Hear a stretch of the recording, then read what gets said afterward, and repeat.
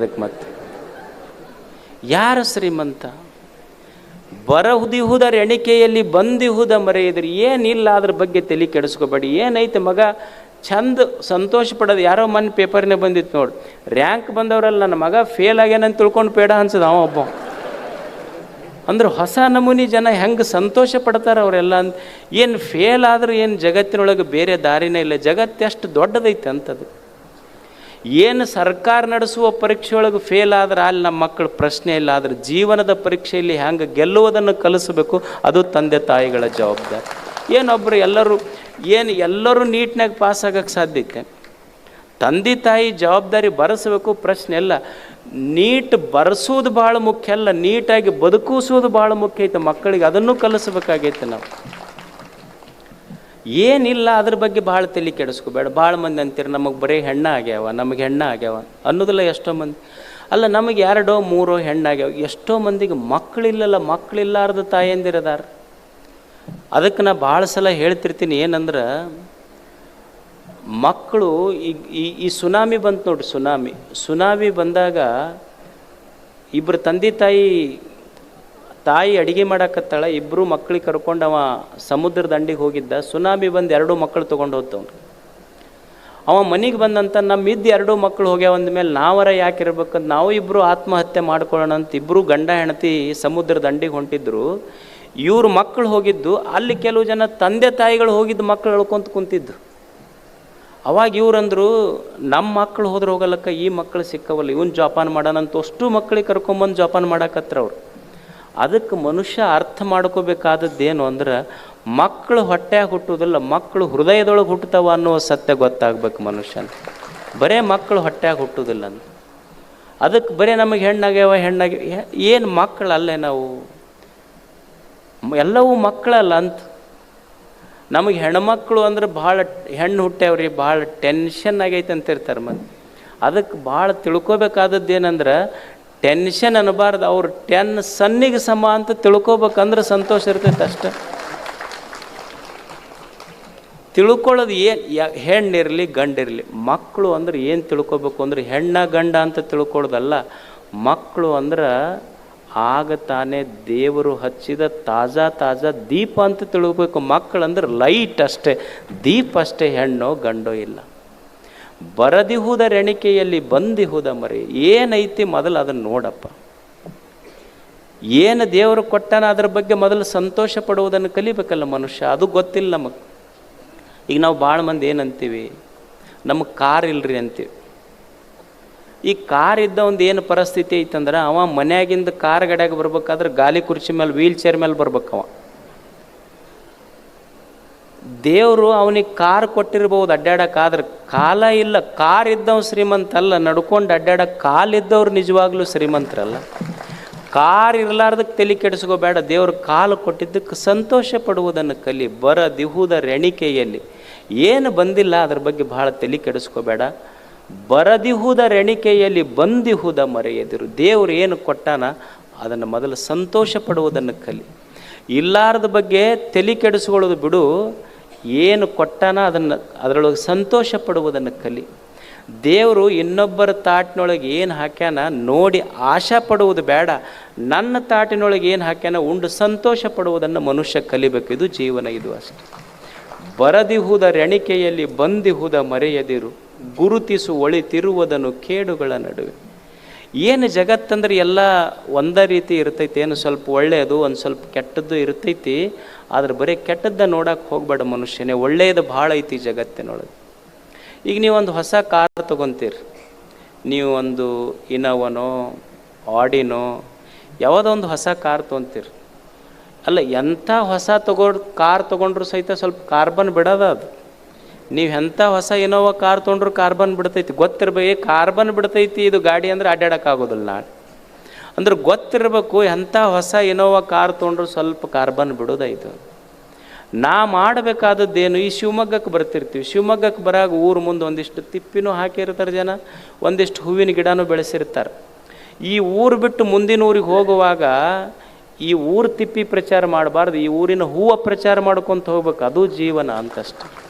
ಕೆಟ್ಟದ್ದು ಇರ್ತದೆ, ಒಳ್ಳೆಯದು ಇರ್ತದೆ. ನೋಡಿ ಕಲಿಯುವುದು. ಯಾವುದು ಒಳ್ಳೆಯದದೆ ಕೆಟ್ಟದ್ದನ್ನು ಸ್ವಲ್ಪ ದೂರ ಮಾಡೋದು, ಒಳ್ಳೆಯದನ್ನು ಸ್ವೀಕಾರ ಮಾಡೋದು ಮನುಷ್ಯ. ಗುರುತಿಸು ಒಳಿತಿರುವುದನ್ನು ಕೇಡುಗಳ ನಡುವೆ. ಒಂದಿಷ್ಟು ಕೆಟ್ಟದ್ದು ಇರ್ತದೆ, ಕೆಟ್ಟದ್ದು ದೂರ ಸರಿಸೋದು, ಒಳ್ಳೆಯದನ್ನು ತೆಗೆದುಕೊಳ್ಳೋದು. ಈಗ ಮಾವಿನ ಹಣ್ಣು ತಿಂತೀರಿ ನೀವು, ಅಷ್ಟು ಕೂಡೇ ತಿಂತೀರೇನು? ಇಲ್ಲ. ಏನು ಮಾಡ್ತೀರಿ? ಗೊಟ್ಟ ಏನಂತೀರಿ ಅದಕ್ಕೆ? ಗೊಟ್ಟ, ಹಾಂ, ವಾಟೆ ಅಂತೀರಿ. ನಮ್ಮ ಕಡೆ ಗೋಟೆ ಅಂತಾರೆ. ಗೊಟ್ಟ ವಾಟೆ ಒಗಿತೀರಿ, ಸೊಪ್ಪಿ ಒಗಿತೀರಿ, ರಸ ಕುಡಿತೀರಿ. ಹೆಂಗೆ ಕೆಟ್ಟದ್ದು ತೆಗೆದು ಒಗಿತೀರಿ, ಒಳ್ಳೇದು ಸ್ವೀಕಾರ ಮಾಡ್ತೀರಿ. ಈಗ ತಾಯಂದಿರು ಇರ್ತಾರೆ, ಅನ್ನ ಮಾಡ್ತಾರೆ. ಅನ್ನ ಮಾಡ್ಬೇಕಾದ್ರೆ ಏನು ಮಾಡ್ತಾರೆ? ಒಂದು ಸ್ವಲ್ಪ ಅಕ್ಕಿ ಗಿಕ್ಕಿ ಮರದೊಳಗೆ ತಾಟ್ನಾಗ ಹಾಕ್ಕೊಂಡು ಮೊದಲು ಹಳ್ಳ ಆರಿಸ್ತಾರೆ, ಹಿಂಗೆ ತೆಗೆದು ಒಗಿತಾರೆ.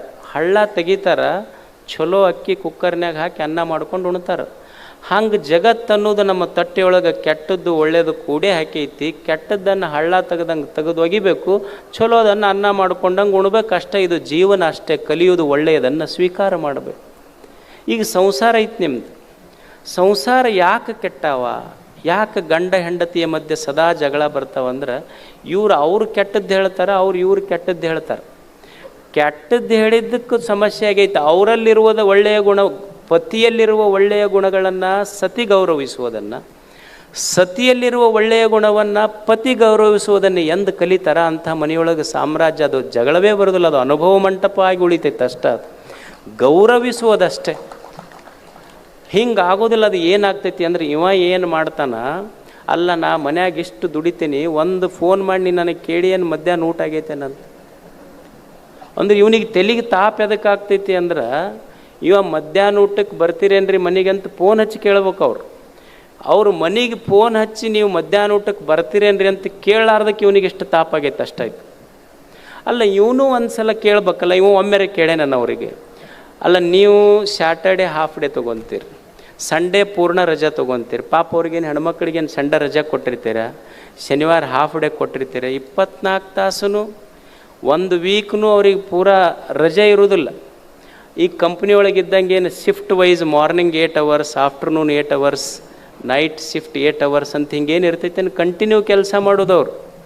ಅವ್ರಿಗೇನು ಹೆಣ್ಮಕ್ಳಿಗೆ ಶಿಫ್ಟ್ ಇರೋದಿಲ್ಲ. ಆದರೆ ಗಂಡ ಮಕ್ಕಳನ್ನು ನಮ್ಮ ಗಿಫ್ಟ್ ಅಂತ ಕೆಲಸ ಮಾಡ್ತಿರ್ತಾರೆ. ಶಿಫ್ಟ್ ವೈಸ್ ಇರೋದಿಲ್ಲ, ಗಿಫ್ಟ್ ವೈಸ್ ಕೆಲಸ ಇರ್ತೈತೆ ಅವ್ರದ್ದು ಅಷ್ಟೇ. ಆದರೆ ಇದು ಏನು ಮಾಡ್ತಿರ್ತೈತೆ ಅಂದ್ರೆ, ಇಟ್ಟಿಟ್ಟಕ್ಕೆ ಫೋನ್ ಹಚ್ಚಿ ಬೈಯೋದ್ರಿಂದ ಅವ್ರಿಗೆ ತೆಲಿಗೆ ತಾಪಾಗಕ್ಕೆ ಶುರು ಆಕೈತೆ ಅಷ್ಟೆ. ಅದಕ್ಕೆ ಅವ್ರು ನೋಡ್ರಿ, ಹೆಣ್ಮಕ್ಳು ಏನು ಮಾಡ್ತಿರ್ತಾರೆ ಅಂದ್ರೆ, ಸಿಟ್ಟು ಬಂತು ಅಂದ್ರೆ ಪಾತ್ರೆ ಸಾಮಾನು ಒಗಿತಿರ್ತಾರೆ. ಅವ್ರು ಮನ್ಯಾಗ ಬಚ್ಚಲ್ದಾಗ ಅದು ಅವ್ರ ಫಸ್ಟ್ ಕೆಲಸ ಅಂದ್ರೆ, ಸಿಟ್ಟು ಬಂದ ಕೂಡಲೇ ಪಾತ್ರೆ ಸಾಮಾನು ಒಗ್ಯೋದು. ಇದೊಂದು ಸೈಕಾಲಜಿ ಐತದು. ಎದಕ್ಕೆ ಪಾತ್ರೆ ಸಾಮಾನು ಒಗಿತಾರಂದ್ರೆ, ಆ ಪಾತ್ರೆ ಮೇಲೆ ಅವ್ರ ಗಂಡನ ಹೆಸರು ಬರೆದಿರ್ತೈತೆ. ಅದು ಅಂದ್ರೆ ಆ ಪಾತ್ರೆ ಸಾಮಾನಕ್ಕೆ ಇಕ್ಕರಿಸಿದ್ರೆ ಗಂಡಗೆ ಇಕ್ಕರಿಸ್ದಂಗೆ ಅವ್ರಿಗೆ ಅಷ್ಟು ಖುಷಿ. ಅಂದ್ರೆ ಒಳ್ಳೆಯ ಗುಣ ಇವರು ಒಂದಿಷ್ಟು ಅವ್ರದನ್ನು ಗೌರವಿಸೋದು, ಅವ್ರದನ್ನು ಇವರು ಗೌರವಿಸೋದು ಬೇಕಲ್ಲ. ಬರದಿಹುದ ರೆಣಿಕೆಯಲ್ಲಿ ಬಂದಿಹುದ ಮರೆಯದಿರು, ಗುರುತಿಸು ಒಳಿತಿರುವುದನ್ನು ಕೇಡುಗಳ ನಡುವೆ. ಇರುವ ಭಾಗ್ಯವ ನೆನೆದು ಬಾರೆನೆಂಬುದು ಬಿಡು.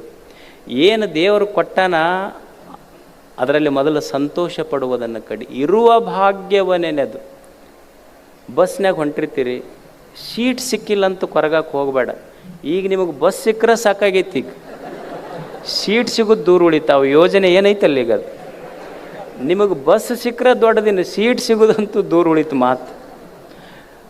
ಬಸ್ ಸಿಕ್ಕಿದ್ದಕ್ಕೆ ಸಂತೋಷ ಪಡೋದು, ಸೀಟ್ ಸಿಕ್ಕಿಲ್ಲ ಅಂತ ದುಃಖ ಪಡೋದು ಬೇಡ. ಇರುವ ಭಾಗ್ಯವ ನೆನೆದು ಬಾರೆನೆಂಬುದು ಬಿಡು. ಏನು ಬಂದಿಲ್ಲ ಅದ್ರ ಬಗ್ಗೆ ತಲೆ ಕೆಡಿಸ್ಕೋಬೇಡ. ಹರುಷಕ್ಕಿದು ದಾರಿ ಮಂಕುತಿಮ್ಮ. ಇದನ್ನು ಸ್ವಲ್ಪ ಪಾಲನೆ ಮಾಡ್ಕೊಂಡು ಬಂದು ಅಂದರೆ ಇದಕ್ಕಿಂತ ಏನು ದೊಡ್ಡ ಸಂತೋಷ ಐತೆ ಜೀವನದೊಳಗೆ. ಗುರುತಿಸು ಒಳಿತಿರುವುದನ್ನು ಕೇಡುಗಳ ನಡುವೆ. ಒಂದು ಸ್ವಲ್ಪ ಹೆಚ್ಚ ಕಡಿಮೆ ಸಂಸಾರ ಪ್ರಪಂಚ ಅಂದ ಮೇಲೆ ಇರ್ತೈತಿ. ಒಳ್ಳೆಯದನ್ನು ಗುರುತಿಸುವುದನ್ನು ಕಲಿಬೇಕು ಮನುಷ್ಯ. ಒಂದು ಕೋಗಿಲೆ, ಒಂದು ಕಾಗೆ ಕುಂತಿತ್ತು. ಕಾಗೆ, ಒಂದು ಗಿಡ ಇತ್ತು, ಆ ಗಿಡದ ಮೇಲೆ ಒಂದು ಕಾಗೆ ಕುಂತಿತ್ತು. ಆ ಕಾಗೆಗೆ ಗಿಡ ಕೇಳ್ತದೆ, ಅಲ್ಲ ದೇವರು ಕೋಗಿಲೆಗೆ ಎಷ್ಟು ಚಲೋ ಕಂಠ ಕೊಟ್ಟಾನ, ನವಿಲಿಗೆ ಎಷ್ಟು ಚಲೋ ಬಣ್ಣ ಕೊಟ್ಟಾನ. ದೇವರು ನಿನಗೆ ಕೋಗಿಲೆಯಂಥ ಕಂಠ ಕೊಡಲಿಲ್ಲ, ನವಿಲಿನಂಥ ಬಣ್ಣನೂ ಕೊಡಲಿಲ್ಲ, ನಿಂದೇನೈತೆ ಜೀವನದೊಳಗೆ, ಏನು ಧ್ವನಿಯರೇ ಸರಿಗಿಲ್ಲ, ಬಣ್ಣರೇ ಸರಿಗಿಲ್ಲ. ಅವಾಗ ಕಾಗೆ ಹೇಳ್ತು, ಅಲ್ಲ I don't have any problem, ನಿನಗ್ಯಾಕೆ ಸಮಸ್ಯೆ, ನನಗೆ ಸಮಸ್ಯೆ ಇಲ್ಲ ಅಂದಮೇಲೆ ನಿನಗ್ಯಾಕೆ ಸಮಸ್ಯೆ? ನಮ್ಮದೇನು ಅಂದ್ರೆ ಯಾರು ಸಮಸ್ಯೆ ಇರಲಿಲ್ಲ ಅಂದ್ರೆ ಸಮಸ್ಯೆ ಮಾಡಿಡೋರು ನಾವೆಲ್ಲ. ಅದು ಕಾಗೆಂತೂ ಇದು ನಾನು ಚಿಂತೆ ಮಾಡ್ಬೇಕು, ನೀ ಯಾಕ ಅಂತ. ಅಲ್ಲಲ್ಲ, ನಿಂದು ನೋಡಿ ನನಗೆ ಸ್ವಲ್ಪ ಕನಿಕರ ಬರಕತ್ತೈತಿ. ಅಲ್ಲಿ ದೇವರು ನಿನಗೆ ನವಿಲಿನಂಥ ಬಣ್ಣ ಕೊಡಲಿಲ್ಲ, ಕೋಗಿಲೆಯಂಥ ಕಂಠ ಕೊಡಲಿಲ್ಲ, ಅದಕ್ಕೆ ಏನೂ ಇಲ್ಲಲ್ಲ ನಿನ್ನ ಬಲ್ಲಿ, ನಿನ್ನ ಹತ್ರ ಏನೂ ಇಲ್ಲಲ್ಲ. ಅದು ಕಾಗೆಂತೂ ದೇವ್ರು ನನಗೆ ನವಿಲಿನ ಬಣ್ಣ ಕೊಟ್ಟಿಲ್ಲ, ಕೋಗಿಲೆಯ ಕಂಠ ಕೊಟ್ಟಿಲ್ಲ, ಆದರೂ ನಾ ಭಾರಿ ಮಸ್ತ್ ಅದೀನಿ ಅಂತದು. ಅದು ಗಿಡ ಕೇಳ್ತ, ಅಲ್ಲ ಏನೂ ಇರದೇ ಇದ್ದರೂ ನೀ ಹೆಂಗೆ ಮಸ್ತ್ ಅದಿ ಅಂತ. ಅವಾಗ ಕಾಗೆ ಹೇಳಿತ್ತು, ನಾ ಯಾಕೆ ಸಂತೋಷ ಮಸ್ತ್ ಮಜಾದಾಗದೀನಿ ಅಂದ್ರೆ, ನನಗೆ ಚಲೋ ಬಣ್ಣ ಕೊಟ್ಟಿಲ್ಲ ಅಂತ ತಲೆ ಕೆಡಿಸ್ಕೊಂಡಿಲ್ಲ, ನನಗೆ ಚಲೋ ಕಂಠ ಕೊಟ್ಟಿಲ್ಲ ಅಂತ ತಲೆ ಕೆಡಿಸ್ಕೊಂಡಿಲ್ಲ. ಆದರೆ ದೇವ್ರು ಏನು ಕೊಟ್ಟಾನ ಅಂದ್ರೆ, ನವಿಲಿನ ಚಿತ್ರ ವಿಚಿತ್ರ ಬಣ್ಣವನ್ನು ನೋಡಿ, ಕೋಗಿಲೆಯ ಕಂಠವನ್ನು ಕೇಳಿ ಆನಂದಿಸುವ ಅದ್ಭುತ ಹೃದಯ ಕೊಟ್ಟಾನ. ಇದಕ್ಕಿಂತ ಏನು ಬೇಕು ನಮಗಂತ.